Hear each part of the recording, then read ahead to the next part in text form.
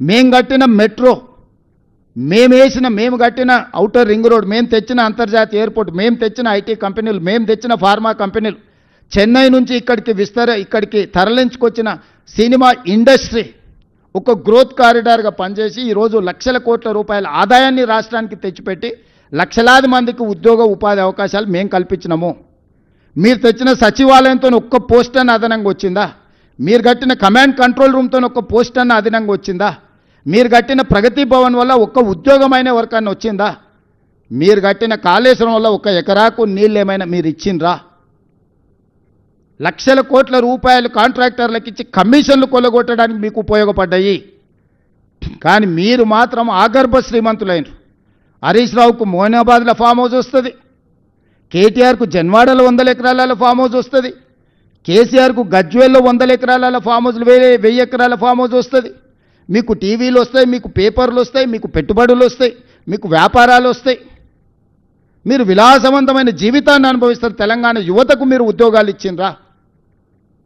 మీరు నోటిఫికేషన్లు ఇయ్యక కొన్ని, నోటిఫికేషన్లు ఇస్తే ప్రశ్నపత్రాలు పరీక్షలు నిర్వహించకపోవడం కొన్ని, పరీక్షలు నిర్వహిస్తే ప్రశ్నపత్రాలు బజార్లలో పల్లి బఠానీలలాగా అమ్ముతుంటే 2011 తర్వాత 2025 వరకు గ్రూప్ 1 ఉద్యోగాలు మీరు నిర్వహించకపోతే, నేను వచ్చిన తర్వాత group 1, group 2, group 3, group 4, medical and health, police department సంవత్సరంన్నర తిరిగే లోపల 70,000 ప్రభుత్వ ఉద్యోగ నియామకాలు చేపట్టి నిరుద్యోగ యువకుల సమస్యను మేము పరిష్కరించినాము.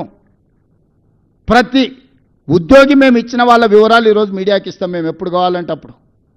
ఇట్లాంటి తప్పుడు మాటలు మాట్లాడతారని ఎల్బీ స్టేడియంలో శిల్పారామంలో ప్రజల కళ్ళ ముందు 562 మంది గ్రూప్ 1 ఉద్యోగాలు, ఇలా దాదాపుగా డిఎస్పీలు ఎంతమంది ఉన్నారో 120 ఆడపిల్లలు ఎంతమంది డిఎస్పీలు ఉన్నారో ఇలా పేపర్లలో రాశారు. గ్రూప్ 2లో 783 మందికి మీ అందరు సాక్షిగా నేను నియామక పత్రాలు ఇచ్చిన. మెడికల్ అండ్ హెల్త్ కావచ్చు, పోలీస్ డిపార్ట్మెంట్ కావచ్చు, టీచర్లు 60 రోజుల్లోనే 11,000 ఉద్యోగాలు నోటిఫికేషన్లు ఇచ్చి పరీక్ష ఫలితాలు ఇచ్చి నియామక పత్రాలు అందజేసిన. ఈరోజు స్పోర్ట్స్ యూనివర్సిటీ మీరు స్పోర్ట్స్ని కంప్లీట్ నిర్లక్ష్యం చేశారు, మూసేసారు. ఏందయ్యా కేటీఆర్ ఈ నగరానికి తీసుకొచ్చింది ఒక గొప్ప వరం అంటే గంజాయి, డ్రగ్స్. పండగ పూట కూడా దీపావళి పండుగ చుచ్చుబుడ్లు కాల్చుకోవాల్సిన దగ్గర గంజాయి దమ్ము కొట్టాలి, డ్రగ్స్ సేవించాలి. ఈ నగరాన్ని ఒక డ్రగ్స్ అడ్డాగా కేంద్రంగా మార్చిండు కేటీఆర్. నేను నిర్దిష్టమైన ఆరోపణ చేస్తున్నా. నువ్వు కలిసి తిరిగిన కేదార్ దుబాయ్లో డ్రగ్స్ మోతాదు మించి చచ్చిపోయినట్టు రిపోర్ట్లు రాలేదా? నీకు అత్యంత సన్నిహితుడు కదా, నీ వ్యాపార పార్ట్నర్ కదా.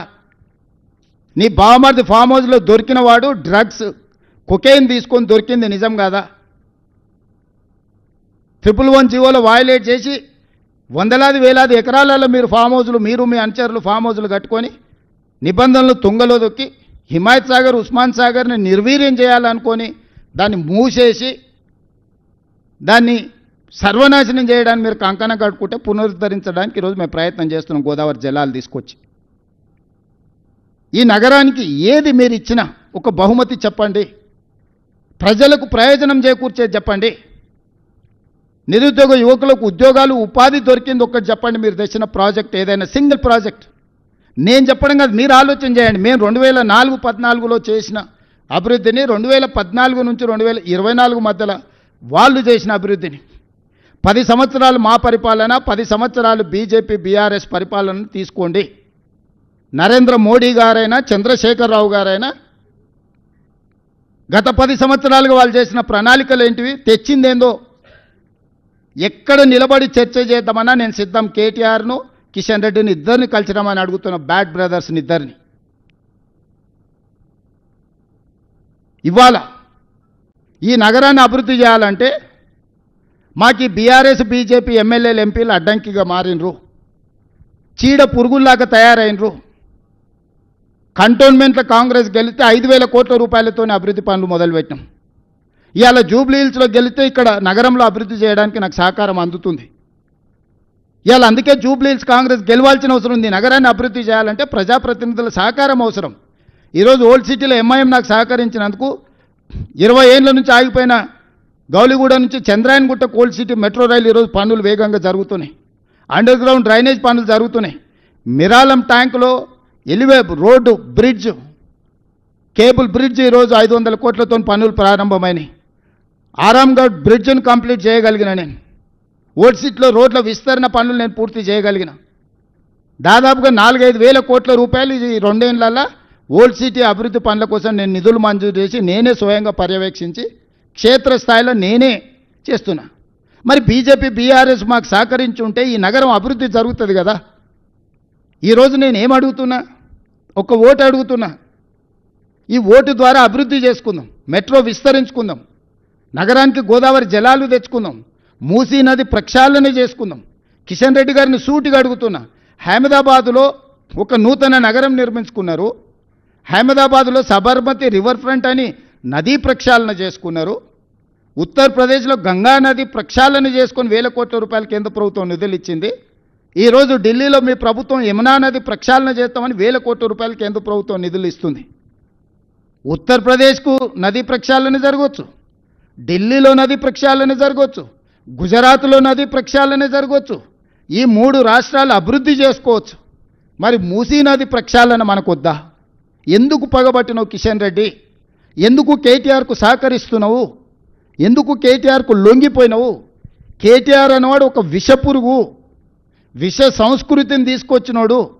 గంజాయి డ్రగ్స్ను స్కూల్ పిల్లలకు కూడా స్కూళ్ళ ముందు గంజాయి చాక్లెట్లు స్కూల్ పిల్లలకు అమ్ముకునే పరిస్థితి తెలంగాణ రాష్ట్రంలో వచ్చింది. ఎయిర్పోర్ట్ పక్కనే, ఔటర్ రింగ్ రోడ్ పక్కనే డాక్టర్ ఆడపిల్లను అన్యాయంగా రేప్ మర్డర్, నిర్దాక్షిణ్యంగా రేప్ అండ్ మర్డర్. సింగరేణి కాలనీలో 6 సంవత్సరాల అమ్మాయిని గంజాయి మత్తులో చంపినరు. వాళ్ళ పరిపాలనలో ఇట్లాంటి దుర్మార్గాలు ఎన్ని జరిగినాయి? జవహర్ నగర్ ప్రాంతంలో ఎన్ని దారుణాలు జరిగినాయి? మేము వచ్చినాక శాంతి భద్రతలను పర్యవేక్షించి కఠినంగా వ్యవహరిస్తున్నాం. గ్రేటర్ హైదరాబాద్ పరిధిలో 695 చెరువులు ఉంటే 44 చెరువుల్లో 100% టీఆర్ఎస్ వాళ్ళు ఆక్రమించుకొని కప్పేసి కట్టేసి అమ్మేసుకున్నారు. 127 చెరువులు ఇవాళ పాక్షికంగా ఆక్రమించుకొని మొత్తాన్ని ఆక్రమించుకునే ప్రయత్నం చేస్తారు. ఇవాళ ఎందుకు హైడ్రా మీద విషం చెమ్ముతుండ్రు? మీరు ఆక్రమించుకున్న చెరువులను కబ్జాలు ఇడిపిస్తున్నందుకే కదా. బతుకమ్మ కుంట ఎవరయ్యా కబ్జా పెట్టుకుంది? ఎడ్ల సుధాకర్ రెడ్డి అని అంబర్పేట టీఆర్ఎస్ ఇన్ఛార్జ్ కాదా? చంద్రశేఖరరావు పోతే హెలికాప్టర్లో పూల వర్షం కురిపించిండని నజరాని కింద బతుకమ్మ కుంట ఎడ్ల సుధాకర్ రెడ్డి కట్టబడితే మెడల మీద 4 దెబ్బలు కొట్టి మొత్తం అవతల పడేసి ఇవాళ హైడ్రా కాలు చేసి బతుకమ్మ కుంటను పునరుద్ధరించి మొన్నటి బతుకమ్మ అక్కడ మేము పండుగలు జరిపినాం. ఇది నిజం కాదా? తుమ్మిడి కుంట ఇన్కన్వెన్షన్ నాగార్జున గారు ఆక్రమించుకుంటే ఎన్నిసార్లు విజ్ఞప్తి చేసినా వినకపోతే ఉన్నది ఉన్నట్టు మొత్తం కూల్చి ఈరోజు 9 కుంటని ఈరోజు పునరుద్ధరిస్తలేమా? సున్నం చెరువును ఆక్రమించుకున్నారు, నల్ల చెరువును కుక్కట్పల్లిలో ఆక్రమించుకున్నారు. ఇట్లాంటివి ఎన్నో చెరువులను మీరే కదా. బేగంపేటలో ఒక మొత్తం 30 కాలనీలు మునిగిపోయేటట్టు 100 మీటర్లు ఉన్న మూసీని మన నాలాన్ని ఆక్రమించుకొని కడితే కూలగొడితే నిన్న మన పాలాభిషేకాలు చేస్తలేరా? ఈరోజు చెరువును ఆక్రమించుకుంటే తొలగించినము. చెరువులు ఆక్రమించుకునే దాంట్లో పెద్దోళ్ళే కాదు, ఎవరైనా తెలియని అమాయకులు పేదవాళ్ళు ఉంటే వాళ్ళకి కొంత కష్టం వచ్చి ఉండొచ్చు. వాళ్ళకి డబుల్ బెడ్రూమ్ ఇల్లు ఇస్తామని చెప్పినాం, అధికారులను నేను పంపించిన. వాళ్ళకి ఏం చేద్దామో చెప్పండి, వాళ్ళని ఆదుకుందామని చెప్పినా నేను. ఇప్పుడు పేదలకు అన్యాయం చేయడం మా ఉద్దేశం కాదు. చెరువును పునరుద్ధరించి ప్రజలకు అంకితం చేస్తే ఎప్పుడు లేనని వర్షాలు. నేను సూటిగా మీడియా మిత్రులను అడుగుతున్నా. చిన్న వర్షం వస్తే హైదరాబాద్ అంతా మునిగిపోయేది, ఇండ్లన్నీ నీళ్ళలో కొట్టుకుపోయేది, టీవీలు ఫ్రిడ్జులు మంచాలు పేదోళ్ళు ఏడ్చేది. ఈసారి ఎన్నిసార్లు 60 ఏళ్ళు 70 ఏళ్ళు 80 ఏళ్ళ కంటే ముందు కురిసినంత అత్యధిక వర్షపాతం ఈరోజు నగరంలో కురిస్తే ఏ కాలనీలైనా ముంపుకు గురైనాయా? ఏ రోడ్లైనా జలమయమైనవా? వాటన్నిటినీ హైడ్రాని పెట్టి ఒకప్పుడు చంద్రబాబు నాయుడు గారు వాటర్ హార్వెస్ట్ పిట్స్ అని తీసుకొస్తే నేను ఇప్పుడు వాటర్ హార్వెస్టింగ్ వెల్స్ అని 10 లక్షలు 20 లక్షల లీటర్ల నీళ్లను రోడ్ల మధ్యలోనే పెద్ద పెద్ద బావులు తయారు చేసి భూమిలో నీళ్లు ఇంకిపోయేటట్టు చేసి రోడ్ల మీదకి వచ్చే నీళ్లను భూమిలో పెద్ద బావులు తవ్వి దాంట్లలో నిల్వ చేసి భూమి గుంజుకునేటట్టు చేసిన ఇవాళ నేను. ఒకప్పుడు రాజ్భవన్ ముందర చిన్న వర్షం వస్తే ఎన్ని నీళ్ళు ఉండేది మీరు అందరు సాక్ష్యం కదా. మక్తాకు పోవడానికి అవకాశం ఉండేనా? ఈనాడు ఆఫీస్ దగ్గర కేసీపీ గెస్ట్ హౌస్ దగ్గర ఎన్ని నీళ్లు ఉండేటివి? సచివాలయం ముందర ఎన్ని నీళ్లు ఉండేది? వీళ్ళు కొత్త కట్టిన సచివాలయం కూడా రాగానే నీళ్ళలో మునిగిపోలే. ఇవాళ ఎక్కడైనా ఇంత పెద్ద వర్షం వస్తే ఎక్కడైనా నీళ్లు నించున్నాయా? ఇవాళ హైడ్రాను పెట్టి హైడ్రా మీద ఈగల్ ఫోర్స్ మీద కంకణం కట్టుకున్నాడు కేటీఆర్, ఎట్లయినా వీటిని బంద్ చేయించాలని. ఈగల్ ఫోర్స్ ఏమో గంజాయి డ్రగ్స్ వల్ల సంగతి తేలుస్తుంది. ఇక్కడే కాదు, గోవాల మూలాలు ఉన్నా పోయి పట్టుకొచ్చి లోపల బొక్కలేసి గంజాయి డ్రగ్స్ని ఈరోజు తొక్కి అనిచేసినాం. హైడ్రా ఈరోజు ఏండ్ల కొద్దీ పార్కులు, ప్రభుత్వ భూములు, వేల కోట్ల రూపాయలు, దాదాపుగా 50-60 వేల కోట్ల రూపాయల ప్రభుత్వ భూములను ఈరోజు హైడ్రా కాపాడింది. స్పెసిఫిక్గా యూ టెల్ మీ, హైడ్రా పలానా దగ్గర తప్పు చేసిందంటే చెప్పు, ఇద్దరం పోదాం, నిజ నిర్ధారణ కమిటీ వేద్దాం.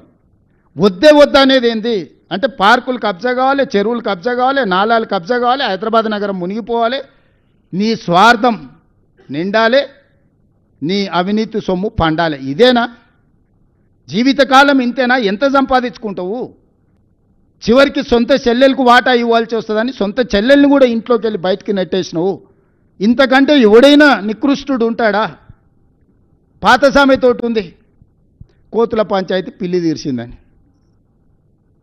హరీష్ రావు సంగతి మీరు అందరూ ఆలోచన చేయరు. మెదక్లో జగ్గారెడ్డిని ఫస్ట్ బయటికి తోలేండు అడ్డం వస్తాడని, విజయశాంతిని బయటికి తోలేండు, రఘునందన్ రావుని బయటికి తోలేండు. రాష్ట్రంలో దేశని చిన్నమాలయన్ కావచ్చు, సమరసింహారెడ్డిని కావచ్చు, ఆలే నరేంద్రన్ కావచ్చు, మొన్నటి ఈటెల రాజేందర్ కావచ్చు, ఈ పార్టీని కబలించాలి అనుకుంటే కేసీఆర్ కుటుంబానికి అండగా నిలబడేటోళ్ళందరినీ సాపు పట్టుకుంటూ వచ్చిండు. అజయ్ దేవ్గన్తో సినిమా ఉంటుంది కాలని, కొంతమంది మిత్రులు అడవిలోకి పోయి తిరగడానికి పోయి దారి తప్పుతారు. అడవిలో నాకు అన్ని దారులు తెలుసు, మీకు చూపిస్తారా అని ఒక ఆయన వస్తాడు, ఆయనే అజయ్ దేవ్గన్ కాల్ సినిమాలో. వాళ్ళకి దారి చూపించుకుంటూ ఒకనొకని మింగేస్తుంటారు. వాళ్ళకి తెలియదు దయ్యం తింటుంది అనుకుంటారు. చివరికి అర్ధరాత్రి పూట బావిలో నీళ్లు తోడడానికి వచ్చినప్పుడు వీడు నేను తోడిస్తే అని వస్తాడు. తోడితే చూస్తే వీడి నీడ కనిపిస్తుంది కానీ వాడి నీడ కనిపిస్తుంది. అప్పుడు గుర్తుపడతాడు, ఓహో దయ్యం ఇది ఉందని. పక్కనే వండుకుంటూ ఒకనొకని మింగుకుంటూ పోతుంటాడు కాల్ సినిమాలో అజయ్ దేవ్గన్. హరీష్ రావు కూడా అదే రకంగా కేసీఆర్ పక్కన చేరి రేపు ఈ పార్టీని కబలించడానికి అడ్డం వచ్చేటోళ్ళను, కేసీఆర్కు అండగా నిలబడేటోళ్ళను ఒకరొకరిని సాఫ్ చేసుకుంటాం. మొత్తం హిస్టరీ చూడండి. పోయిన వాళ్ళందరూ కేసీఆర్కు లాయల్గా ఉన్న వాళ్ళే బయటికి పోయారు. ఆలే నరేంద్ర నుంచి మొదలు పెడితే దేశని చిన్నమలే కావచ్చు, విజయశాంతి గారు కావచ్చు, నిన్నటి మొన్నటి ఈటెల రాజేందర్ కావచ్చు, బయట వాళ్ళని అందరినీ క్లీన్ చేసిండు. ఇంట్లో కేటీఆర్ కవిత కలిసి ఉంటే తిరుగుబాటు జరిగినప్పుడు వాళ్ళిద్దరు ఒకటి ఉంటే సమస్య అవుతుందని ఇద్దరి మధ్యలో పెట్టి కవితను కూడా బయటికి దొప్పించండి హరీష్.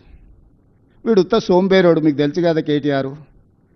కేసీఆర్ గారు ఆరోగ్యం బాగాలేదు, వీనికి తలకాయ బాగాలేదు, ఆలోచనలు బాగాలేవు.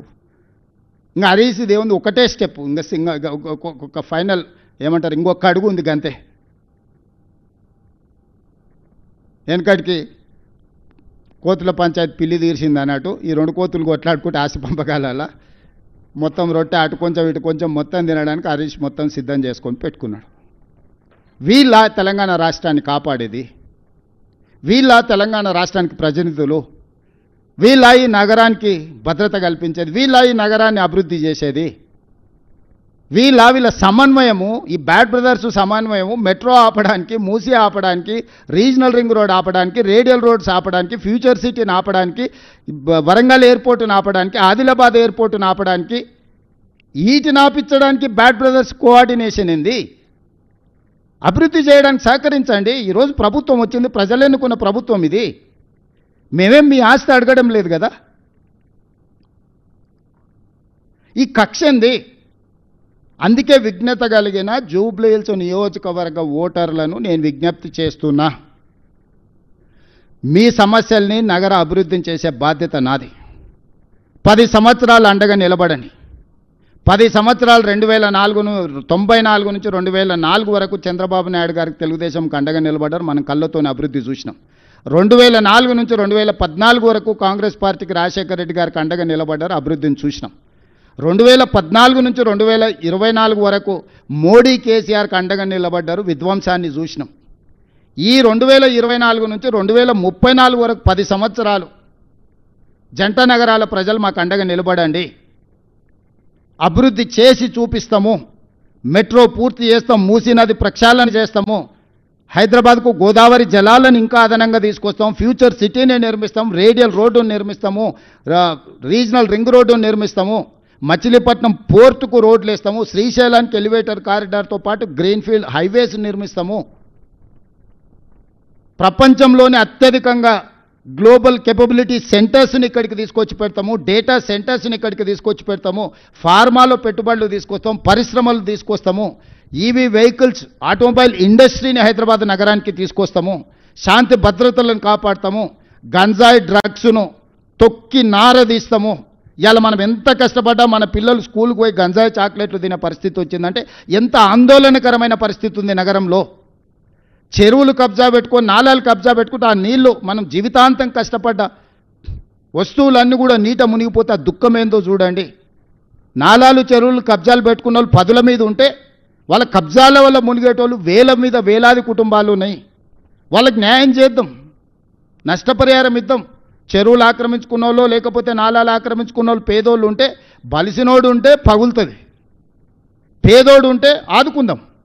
రాండి, ఒక ప్రణాళికాబద్ధంగా అసెంబ్లీలో చర్చ పెడదాం, ఒక ప్రత్యేకమైన చర్చ తీసుకుందాం. హైడ్రా మీద, ఈగల్ ఫోర్స్ మీద, రెండింటిని ఎప్పుడు చెప్తే అప్పుడు పెడతా సెషన్స్, నిర్దిష్టమైన చర్చ చేద్దాం. మీరు మొత్తం చెప్పండి, మేము చేస్తున్న తప్పులేమనుంటే తీసుకురండి, సరిదిద్దుకుందాం, సవరించుకుందాం.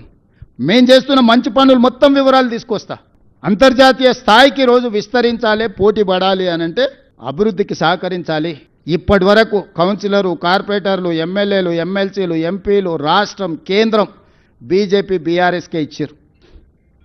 ఈ ఒక్కసారి మాకు అవకాశం ఇవ్వండి. నవీన్ యాదవ్ యువకుడు, ఆ పిల్లగాడు అక్కడనే పుట్టిండు, అక్కడనే పెరిగిండు. ఆ పిల్లగాడిని రౌడీ రౌడీ అని మాట్లాడుతారు. ఎవడా దీపావళి పండుగ రోజు గంజాయి కొట్టేటోడు రౌడీ అవుతాడా? గల్లీల పేదోళ్ళకి అండగా నిలబట్టోడు రౌడీ అవుతాడా? 10 ఏళ్ళ సినిమా హీరోల గెస్ట్ హౌస్లలో నువ్వు ఎట్లా గడిపినావో లోకానికి అంతే తెలుసు. ఎప్పుడైనా సినిమా కార్మికుల గురించి ఏ రోజు అని పిలిచి మాట్లాడినవా? ఈరోజు మా ప్రభుత్వాలను పిలవడం, మాట్లాడడమే కాదు, లైఫ్ ఇన్సూరెన్స్, జీవిత బీమా, ఆరోగ్య బీమా, వాళ్ళ పిల్లల చదువులకు కావాల్సిన ప్రణాళికలు, రేపు సినిమా టికెట్ల ధరలు పెంచితే 20% వాళ్ళకు వెల్ఫేర్ బోర్డుకి ఇస్తేనే సినిమా టికెట్ల ధరలు పెంచుతానని నేను మాట ఇచ్చిన. ఈరోజు చిత్రపురి కానీ ఫిలిం నగర్ కానీ మేము కట్టినాయి కాదా, మేము ఇచ్చినాయి కాదా? ఈరోజు సినిమా ఇండస్ట్రీ 1964లో నంది అవార్డులు మేము మొదలుపెట్టినాం, కళాకారులను ప్రోత్సహించాలి. 10 ఏళ్ళు నువ్వు బంధు పెడితే మళ్ళీ గద్దరన్న పేరు మీద అవార్డ్స్ ఇచ్చింది మేము కాదా? ఈరోజు నంది అవార్డ్స్ నుంచి ఆస్కార్ అవార్డు వరకు తెలుగు ఫిల్మ్ ఇండస్ట్రీ విస్తరించిందంటే దానికి కాంగ్రెస్ కారణం కాదా? ఫిల్మ్ ఇండస్ట్రీ కోసం ఏదైనా కేసీఆర్, కేటీఆర్, బీజేపీ చేసింది ఒక్కటి ఉందా చెప్పండి? ఫిలిం నగర్ నుంచి, ఫిలిం నగర్ క్లబ్ నుంచి మొదలు పెడితే చిత్రపురి కాలనీ వరకు మేమే కదా చేసింది. కార్మికులను ఆదుకున్నది మేమే కదా. రేపటి వాళ్ళ భవిష్యత్తు ప్రణాళికలు, ఇప్పుడు బాలీవుడ్ వస్తుంది, రేపు హాలీవుడ్ను కూడా ఇక్కడ షూటింగ్లకు తెచ్చే బాధ్యత మేము తీసుకుంటాం. సినిమా పరిశ్రమను వాళ్ళని నక్కున పెట్టి చూసుకుంటాము, వాళ్ళ మంచి కోసమే కదా. నిఖత్ జరీన్, సిరాజ్కు డిఎస్పీ ఉద్యోగాలు ఎందుకు ఇచ్చినాం? క్రీడల్ని ప్రోత్సహించడానికి కదా. మొహమ్మద్ అజారుద్దీన్ ఈరోజు మంత్రిని చేస్తే కూడా మీకు కడుపుమంట. మా మంత్రివర్గంలో మా నాయకుడు ప్రజల కోసం ప్రాతినిధ్యం ఇస్తే మీకెందుకు దుఃఖము? నాకు అసలు అర్థమే కాలే. అసలు ఏంది వీళ్ళ ఆలోచన? భావదారిద్ర్యం ఏంది? దరిద్రపు కొట్టు ఆలోచనలు ఏంది? దుఃఖమేంది వీళ్ళది? మీ సమస్యలు కూడా పెండింగ్ ఉంటే నేను వచ్చినాకనే పరిష్కరించిన. మీకు నష్టం కోర్టు తీర్పు వల్ల జరిగింది. కానీ మీకు రాజశేఖర రెడ్డి గారు ఇచ్చిపోయిన ఇండ్ల పట్టాలు 10 ఏళ్ళు ఇవ్వకుండా పక్కన పెడితే నేనే కదా మీకు అందరికీ, మీ అందరితో భోజనం చేసి మీ అందరినీ మంచి చేయాలని ఒక అడుగు ముందుకు వేసినాం కదా. రేపు భవిష్యత్తులో కూడా మీకోసం ఏదైనా మంచి చేయాలని, ఎట్లా దాని నుంచి బయటపడాలని చూస్తున్నాం కదా. మీ మంచి కోసం కూడా ఆలోచన చేస్తలేమా? పెద్దలు శ్రీనివాసరెడ్డి గారిని మీ తరఫున పెట్టలేదా? ఎవరిని వదిలేసినా మీరు చెప్పండి. విద్యార్థులను వదిలేసినామా? నిరుద్యోగ యువకులను వదిలేసినామా? రైతులను వదిలేసినామా? మహిళలను వదిలేసినామా? పాత్రికేయ మిత్రులను వదిలేసినామా? రాష్ట్ర ప్రజలను వదిలేసినామా గాలికి? వాళ్ళలాగా రోజులో 18 గంటలు మీతోనే కూర్చొని పనిచేస్తున్నా కదా. నేను ఎక్కడికి పోయినా తాటి చెట్టు లెక్క పెరిగిండు కానీ తలకాయ మోకాళ్ళలో కూడా లేదు అన్నట్టు, దూడకున్న బుద్ధి కూడా లేదు, దూలం లెక్క పెరిగిండు అని వెనకడికోవడం అన్నాడు. రేవంత్ రెడ్డి సచివాలయం వస్తున్నాడు. అసలు సిగ్గున్నదే మాట్లాడానికి? కమాండ్ కంట్రోల్ రూమ్ అయినా మా తాతదా? నా క్యాంప్ ఆఫీస్ కింద దాన్ని వాడుకుంటున్నా. రెగ్యులర్గా సచివాలయం నేను వచ్చి కూర్చొని సమస్యల మీద మాట్లాడుతున్నా. రోజులో 18 గంటలు ఎక్కడున్నా నా జీవితంలో కానీ నా విధానంలో కానీ నా నిర్ణయాలలో కానీ ప్రతిపక్షంలో ఉన్నప్పటికి ఇప్పటికి ఏమైనా మార్పు వచ్చిందా? మీ అందరితో వ్యవహరించే శైలి కానీ వాళ్ళలాకేమన్నా దుర్మార్గంగా ఎప్పుడైనా వ్యవహరించినా? అసలు నా పోలికేంది? నా గురించి మాట్లాడేది హరీష్ రావు? నువ్వు ఎప్పుడైనా అద్దంలో చూసుకో నా గురించి మాట్లాడే ముందు. నాదేముంది, సాదా సీదా జీవితము. నేనేం గవర్నమెంట్ ఢిల్లీకి పోయినా కూడా జనరల్ ఫ్లైట్లో పోతా. నేను మీలాక ప్రత్యేక విమానాలు, మీ దేవుళ్ళ మొక్కులు కూడా ప్రభుత్వం సొమ్ములతోని. కనకదూరు ముక్కుపుడు కానంటే ప్రభుత్వం సొమ్మే. వెంకటేశ్వర స్వామి తిరుమల తిరుపతి కొండ మీద దేవుడికి ఇస్తే ప్రభుత్వం సొమ్మే. చివరికి యాదగిరిగుట్ట టెంపుల్ నిర్మాణంలో అవినీతే. దేంట్లో మీరు వదిలింది?